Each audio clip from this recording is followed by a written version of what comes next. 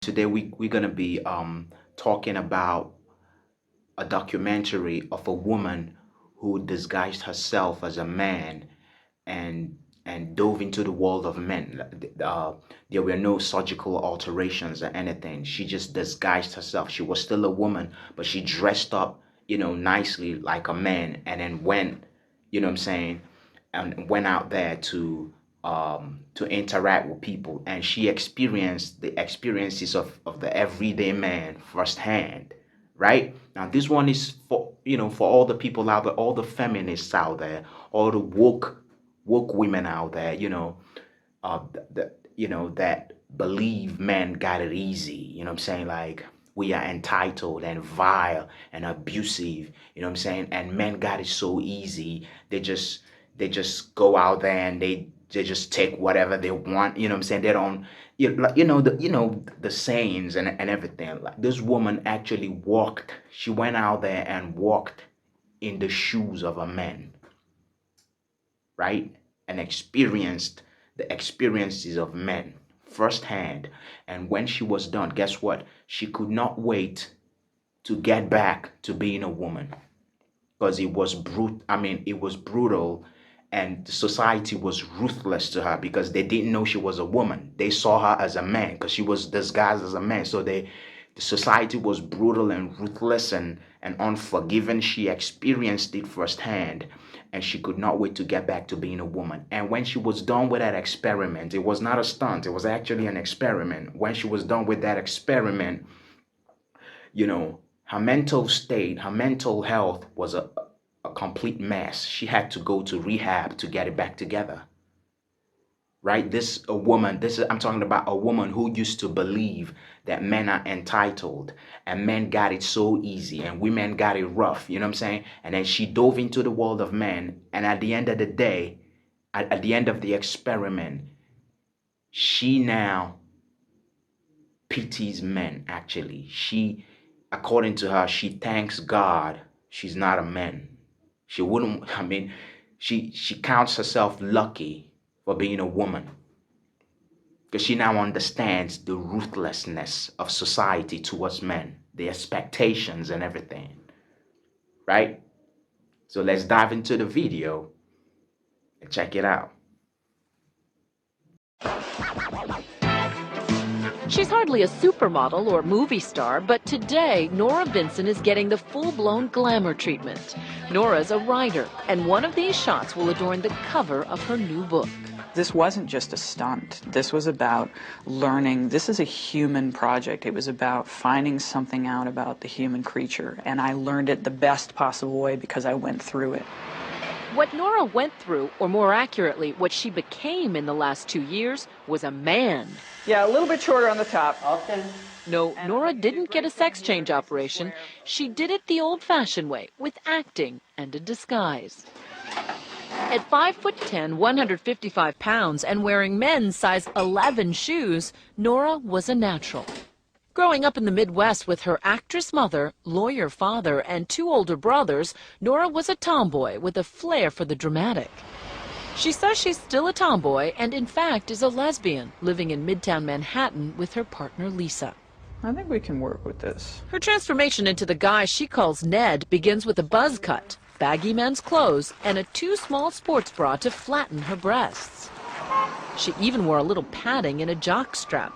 I also tried to think, well, what kind of guy is Ned? And for the rest, she enlisted the help of makeup artist Ryan McWilliams. She just came to me and said, Ryan, I need to turn into a man. The hair, small as we can make it, right? And so they came up with a method of shredding braided wool into whisker-sized bits and gluing it onto her face. Women have much stronger nasal resonance as a And then there's the theatrical component. Ah, so just easy Tarzan out on your chest a little.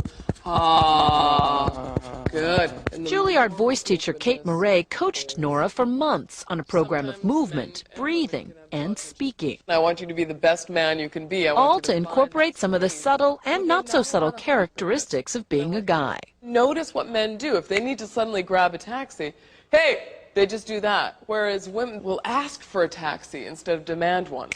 When all the pieces are together, hair, makeup, voice, posture, style, The transformation is complete.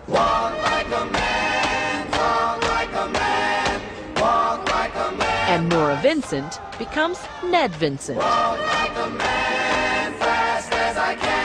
One of these shots will be the second photo on the book cover. The book, Self-Made Man, is out today and is about Nora's 18 months living as Ned. I wanted to enter male spheres of interest and see how men are with each other. I wanted to make friends with men. I wanted to know how male friendships work from the inside out.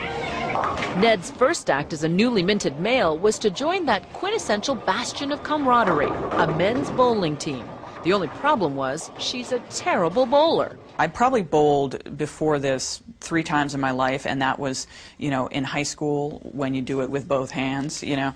So it was just insane for me to walk into this place without any. And why didn't they just run you out of town when they saw how bad you were? It's an amazing thing because I think, I mean, that shows you the generosity that they had. It was the first of Nora's many surprises. She thought these guys from a working-class Pennsylvania neighborhood would mock Ned's bowling and reject him as a guy. But from their first meeting, they accepted Ned. The handshake was unbelievable. It blew me away the first time I shook hands with a guy, a strange guy. And I was amazed because you think of women, you know, we're so nice, we're so easy, men are so mean. Complete opposite. Hey, baby. And I felt as comfortable as I could feel right away. They just took me in, no questions asked. This is the first time the guys are coming face to face with the female version of Ned. Would you have known me on the street? No. No, good, You look taller than I remember. Yeah, I know, you're shorter. What happened? Though they've known about Nora's true identity for months, How are you? Congratulations. this reunion is their first chance to talk about their friendship. But you guys had said there wasn't there that game that, you know, the person who didn't make it to 100 had to wear women's panties at the end of the season. And I thought, you know, I'm going to give you guys the shock of your life, and I'm going to wear The team had bowled together for 9 months, and gradually Nora gained entrance into the inner sanctum. She found that all the cussing and good-natured ribbing is just how men often show affection for each other. Way to go, Ned. Oh, yeah. You remember this? Oh, my God, that's right. I forgot all about that. Did you know, based on watching her bowl? I mean, you know, the joke was she bowled like a girl. But Well, we had our suspicions that these guys did. I just maybe thought Ned was gay everybody or else, something, you know? Really? Yeah. everybody has their own style. You know what I But mean? my style was, I Her mean, style is this. Yes. A little different style. Near the end of the team's run, Nora decided to reveal herself as a woman. Nervous about how they'd react, she tested the waters with the one guy she was closest to. She took Jim out for a drink. So she sits you down, she's very serious, and she says, I'm going to tell you something that's going to blow your mind. And what did you say? So the only thing that will blow my mind is if you told me that you were a girl and that she was a guy. And she goes, well, you're half right. The she Jim's talking about is Nora's partner Lisa, who the team had met several times. Jim assumed they were Ned and Lisa, a heterosexual couple. But you didn't believe her at first. At first, well, I was still in shock. I said, how can this possibly, you know, where would this come from? This is just a regular Monday night. I was out bowling having a good time a few minutes ago. Now I'm trapped in this bizarre conversation about your name isn't Ned anymore, you know? Later, Jim told the rest of the team, who all took it well. What do you think Nora expected to find in a bowling alley full of guys? I think you expected to find like a bunch of guys just talking about women's private parts and a bunch of racists and, you know, I think kind of that's what she came into this thinking. they really showed me up as being the one who was really judgmental, because they were the ones who took me in, not knowing anything about me. They were the ones who made me their friend, and, you know, no judgments attached. That's not like you. What's wrong? Nora and Jim became closer friends once he knew that he was a she. Now Jim was willing to speak more personally and openly, like about his wife's cancer. Nora came to see that between men, intimacy is sadly lacking. There's a tremendous potential for tenderness between men, and I'm not sure that it's always realized, and it's terribly sad. Cracking the mystery of a boys' night out is one thing, but what about the explicit world of a man's sexuality? I really ran smack up against the difference between male and female sexuality, is that female sexuality is mental. It's up here. And male sexuality is a bodily function. It's a necessity. You just have to do it. When we come back, Nora goes to strip clubs in the company of men as a man. Over the 18 months of venturing out in the world as a man, Nora Vincent guesses she put on Ned's whiskers and clothes about 150 times. After the bowling league, she was ready for love and sex.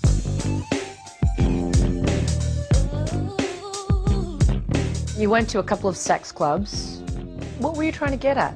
Well, at first I thought, this is sort of the quintessential guy thing to do, right? The bachelor party at the strip club. When I told people initially that I was doing this, they'd say, oh, you gotta go to a strip club.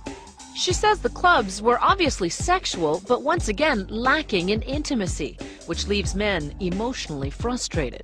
I saw the men there. I saw the looks on their faces. I saw them sitting alone, nursing their bourbon, and this is not about appreciation of women, of course. It's not about appreciation of their own sexuality. It's about an urge, and that's not always that pleasurable, really. These guys who go to these high-priced clubs would say, this isn't about pain, it's about pleasure. Men have had the tears and the emotional expression sort of pounded out of them from an early age, and so by the time they're men, they don't even have the vocabulary anymore or the emotional awareness to really say what they're feeling. Nora says strip joints are about pure sex drive, completely empty of any meaningful interaction, even when a woman is gyrating on your lap. But you're attracted to women. Were you ever aroused during any of these? I really ran smack up against the difference between male and female sexuality, is that female sexuality is mental. It's up here. Whereas for men, Nora says, sexuality is, shall we say, below the waist. At its core, it's a bodily function. It's a necessity. It is such a powerful drive, and I think because we don't have testosterone in our systems, we don't understand how hard it is. So it never gets cold where you back in Australia? Throughout the project, Ned dabbled in the art of picking up a woman. Where'd your friend go? We went with him to this bar, wearing hidden cameras. This is my friend JC, I'm Ned. Nora was reminded that in this arena, it's women who have all the power. We sit there and we, just with one word, no, will crush someone. And the thing is, we don't have to do the part where you cross the room and you go up to a stranger and say the first words. And those first words are so hard to say without sounding like a cheese ball or sounding like a jerk or whatever else. And what do you guys do?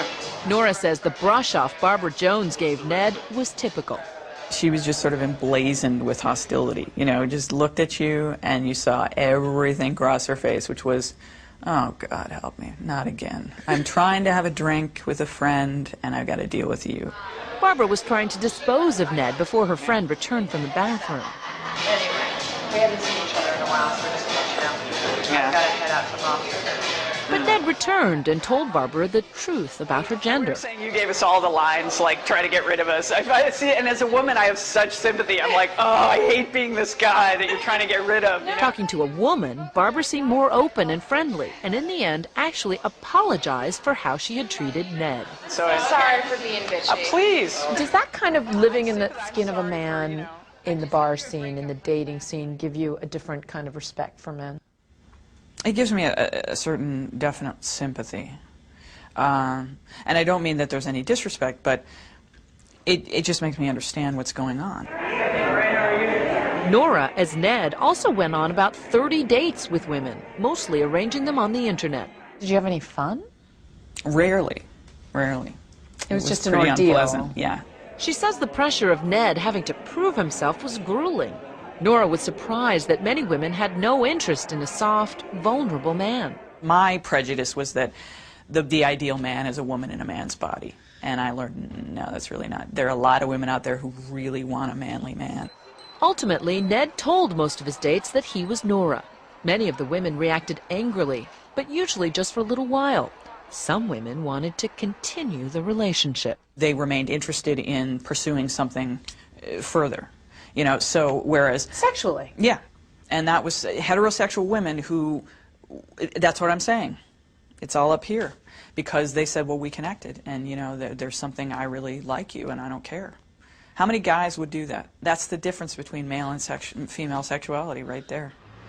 Nora says she found differences not only in sexuality and intimacy, but in every walk of life. I'm in the market for a car, and Take, for example, shopping for a new car.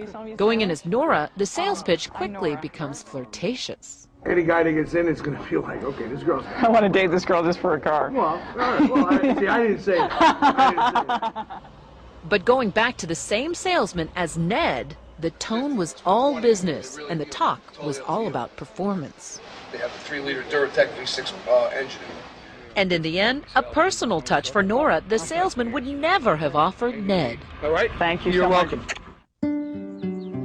In Nora's final months as Ned, she upped the ante, infiltrating all male inner sanctums. But after 18 months of deception, she was unraveling, and the play acting at a men's wilderness encounter group would begin to scare her. One guy had chopped up a log pretending it was his wife. So I thought, great, we're going to have axes and knives. So I was terrified. Having survived strip clubs, dating, and a bowling league, Nora Vincent wanted Ned's last days to be among men only, in private and intimate surroundings. Nora, a lapsed Catholic, thought the cloistered inner world of a monastery would be ideal. Ned managed to live for 3 weeks as a trainee. The monks, she says, were pious, smart men, but they were still men. What made it prototypically male? What do you mean by that? The breakdown in communication, the need, the desperate need for male intimacy, and the lack of ability to give it, really painful. Nora says the monks were hostile to her feminine side. She says she was ostracized because of the monks' assumptions about her sexual orientation. Ned was really at the center of it because he was an effeminate man, and many of them thought I was gay. As one of them told me in confession, I said, I have something to confess to you, and he said, well, I think I know what it is. And I said, what? And he said, well, you're gay. And I said, well, yeah, but not in the way you think. Loneliness can't hide.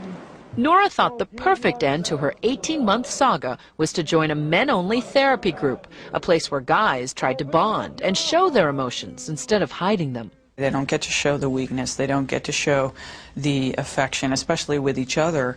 And so often all of their emotions are shown in rage. And they kept talking about their rage, often their rage toward women and what they would do physically and violently towards women. Right. A lot of this was blowing off steam. It's sort of talking about the things that need to be said that you would never do. I mean, they would talk about fantasizing about chopping up their wives or something. It's not that they would ever do that, but it was a way to get out the blackest thoughts. He doesn't like doing that work, but he can't quit.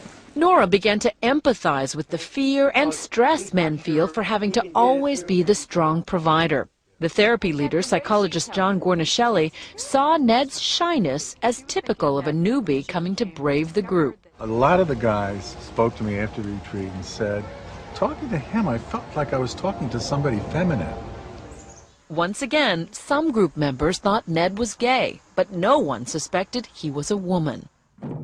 After 8 sessions, the group went on a backcountry retreat, but Nora's 18 months of being an imposter was closing in on her. The pressure of being someone that you're not, and being the fear of discovery and the deceit that it involves piles up and piles up. So by the time I got around to doing this men's group, it was really reaching critical mass. On the retreat, her fear became palpable. And I was out in the woods with a bunch of guys who have rage issues about women, and I was in drag. And I thought, oh, God, what am I doing? Nora was unraveling. She felt guilty about lying, as though she should be punished. In the final ritual of the weekend, the men were to act out the problems unearthed at the retreat with a partner. And you asked that he harm you? Yeah, I did. At that point, I was starting to really kind of crack up. I was really... You were coming unglued. Yeah. So you were asking this guy to cut you? To cut me. So self-mutilation is very much a female thing, and I think it was my way of paying the penalty for what I felt I had done. Nora was not harmed physically, but she continued her emotional descent, and a week later checked into a hospital with severe depression. Identity, she concluded, was not something to play around with. When you mess around with that, you really mess around with something that you need, that helps you to function. And I found out that Gender lives in your brain, and it's something much more than costume, and I really learned that the hard way. Nora says she's healed now and glad to be rid of Ned, but her views about men have changed forever. Men are suffering. They have different problems than women have, but they don't have it better. They need our sympathy, they need our love, and they need each other more than anything else. They need to be together. Do you think women understand what it's like to be a man? Not at all. No clue. No idea. John Guarnaschelli thinks Nora's conclusions that men are just as emotionally vulnerable as women are important and will be taken seriously because they came from a woman. I said to her, this is going to be revolutionary because it's been looked at as though men were the perpetrators and women were the victims. This is not And a now, safe one space. last identity Guard switch. yourself here. Guarnaschelli has never come face to face with the real Nora. Hi, John. I'm Nora. Hi. It's Wow. Bruce teaches, so we can never come to the meetings. So And both John and Nora are happy she is a she. The irony is not lost on Nora that it took a trip into manhood to help her appreciate her own femininity. I'm so much closer to myself than I ever was, that I really like me. I really like being me, and I really like being a woman. Did you like being a woman before Ned? I did, but I like it more now, because I think it's more of a privilege. That's perfect right there. That's awesome like that. Nice. Do you think women understand what it's like to be a man? Not at all. No clue. You hear that? We men do not have a single clue what it feels like to be a man. What it is to be like. Women have no clue. And then you got these feminists walking around talking, like blabbing and talking nonsense, but in their heads they're spitting wisdom. They're just talking nonsense and talking as if they live in the heads of men. Like, take note of what she said. Women have no clue what it is, what it feels like to be a man. The woke women, feminists, whatever you call yourselves, y'all need to shut the hell up. You don't have a clue. And to every man out there, live your life. Don't let anybody bring you down. Don't let society demean you. Don't let society reduce you to what you're not. Right? To every man, all the men out there, keep living your best life. And to the feminists and the woke women, y'all don't have any clue what it feels like to be a man. Y'all don't have any clue. You don't know what you're talking about. Y'all need to shut up.